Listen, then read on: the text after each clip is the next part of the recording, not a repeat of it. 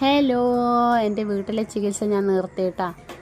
ആവി പിടുത്തം, പുളിവെള്ളം കുടിക്കലും ചുക്കാപ്പി കുടിക്കലും ഒന്നും ഫലിച്ചില്ല കേട്ടോ. അവസാനം ഹോസ്പിറ്റലിൽ തന്നെ പോവേണ്ടി വന്നു.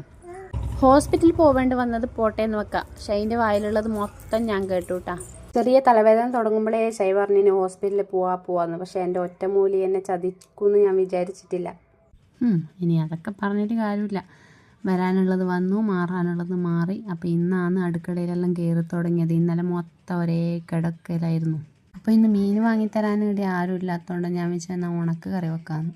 നല്ല ഉണക്കത്തരണ്ടി തേങ്ങ അരച്ച് വെച്ച്, പിന്നെ കയ്പ്പക്ക ഉണ്ടായിരുന്നു. ആ കയ്പ്പക്ക നല്ല വറവാക്കി പപ്പടവും വാട്ടി വെച്ച്.